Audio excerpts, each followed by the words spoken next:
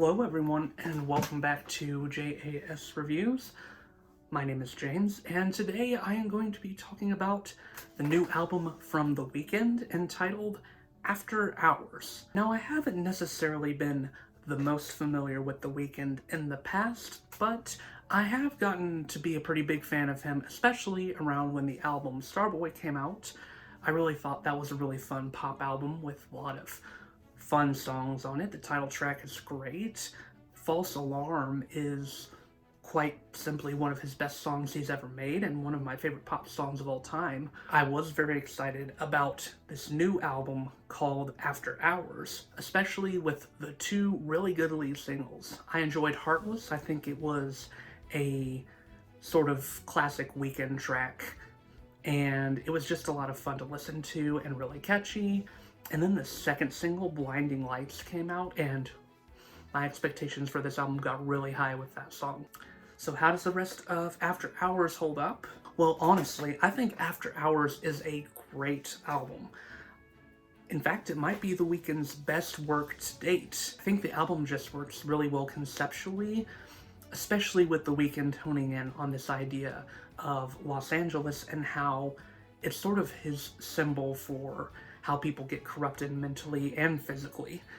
And it can be a place that's really demotivating to a person.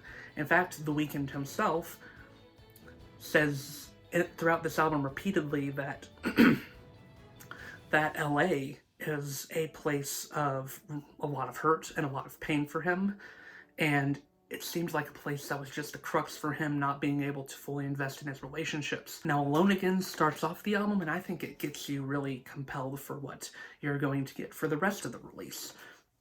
I really appreciate the way the song uses synths and the way the light keyboard keys build everything up, and Abel's voice sounds really confident and really engaged on this song. I think he just really knew how to open this album really well. I also think Hardest to Love is a really fun track.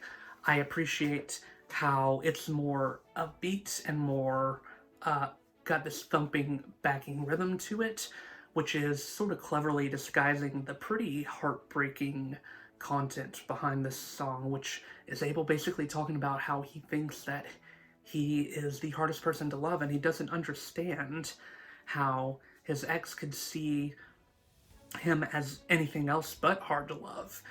And I appreciate that this song just sees a much more vulnerable side of him. Snowchild is pretty much a banger. Not much else to say about the song, but I think it just works really well and is one of the catchiest tracks on the album, and it really has a nice vibe to it.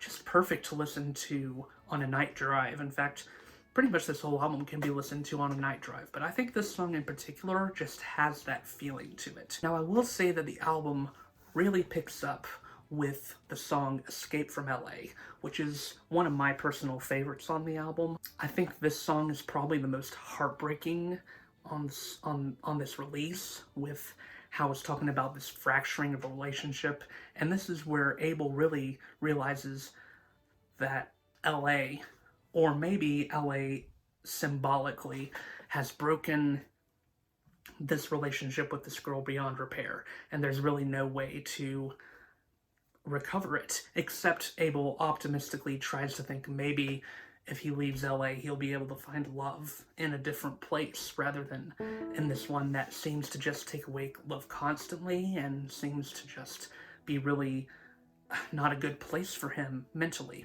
And the song really delves into his heartbreak and his anger about what this place has done to him. And maybe, just maybe, that anger and heartbreak is there because Abel realizes that he's doing this to himself as well. It's not just LA that's affecting him. It's his own insecurities. It's his own anger at himself that's affecting his relationships. But he uses LA as sort of an excuse in a way, and I appreciate that the song is able to reveal that really cleverly. And I think Heartless even reveals this a little bit more, because this is debatably the Weeknd song where he gets the most hedonistic, he gets the most, like, loving of everything in LA culture, and it seems like it's a bit of a contradiction to Escape from LA, because this one seems to be really celebratory when you look at it on the surface, but that bridge reveals more than I think is being realized. Where he talks about how he's lost his heart and he's lost his mind. And I think that's really where the album just plummets into the depths of depravity and the depths of sadness. And I just appreciate how the song subtly does that and reveals those layers. Also, the song is just shamelessly catchy and one of those songs that is deserving of getting some real radio play.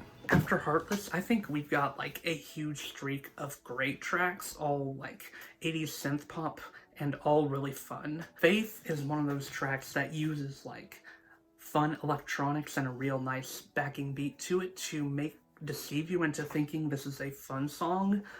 But this is one of the most heartbreaking on the album, right behind Escape from LA. And this song really gets to me every time I hear it. Just the lyrics are really straight and to the point, but also really well written. Like when he says, "When I'm coming down is when I feel the most alone." That talks about his vulnerability with his drug addictions, with his issues with how drugs put him on this high, but it's ultimately a very false one.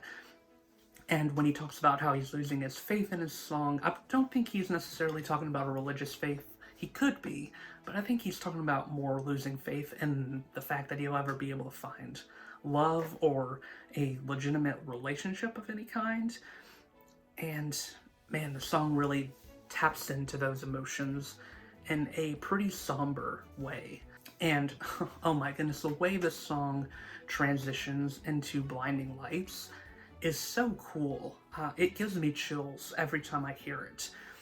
And then Blinding Light comes on, and man, this song is an absolute banger. I think this song is just so addicting and so much fun, and it's definitely one of my favorite tracks of the year.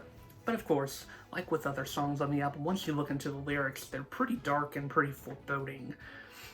And I think the light keyboard riff on this song gives it that dark vibe that it really needs. In Your Eyes is almost as good as Blinding Lights, not quite, but I think this song has a bit of a catchier beat to it in some ways, and that saxophone solo, absolutely irresistible in my opinion. Definitely one of the most fun moments on the album, and one that I've put on repeat simply for that saxophone solo. And Save Your Tears ends off the streak of just some of the best songs on the album, and I appreciate how sort of sarcastic this song is, and The Weeknd really taps into that with his voice. And I think the 80s vibes on this song are particularly powerful and work really well. And then the album ends in a pretty good way with Repeat After Me, this really intriguing interlude where I think Abel is trying to convince himself that he can get back with this ex he's been referring to over and over again in the album, but ultimately he knows it's a fruitless task, and that's sort of revealed in the really incredible closing title track. There's so much depth to this song, and I'm not really sure I could adequately describe it in this full review, so listen to this one for yourself, and you'll definitely see what I mean. Now, there are a couple of issues with this album. The most primary being, I think the beginning half of the album can be a little unengaging in places, especially on a song like Too Late, which just didn't really work for me in what it was doing. Also, Until I Bleed Out was not a particularly interesting ending track to me. I think the title track really should have ended off the album. Until I Bleed Out seems like a sort of afterthought in some ways. I'm not sure how to really explain it, but it just doesn't seem like it quite fits or ends the album out in an interesting conclusion like the title track did, so it leaves a little bit of awkwardness at the end of the album. There's not really that many issues with this release. I think The Weeknd delivered just a really good album with a lot of really great tracks and a really powerful theme here that really connected with me. I'm going to give this a solid 4 out of 5 stars. So what are your thoughts on the album? Let me know in the comments below. Once again, my name is James. I do reviews of both music and movies on this channel, along with the occasional commentary piece. If any of that sounds interesting to you, then I'd appreciate it if you liked the video and subscribed to my channel. And until then, I will see you all in the next video.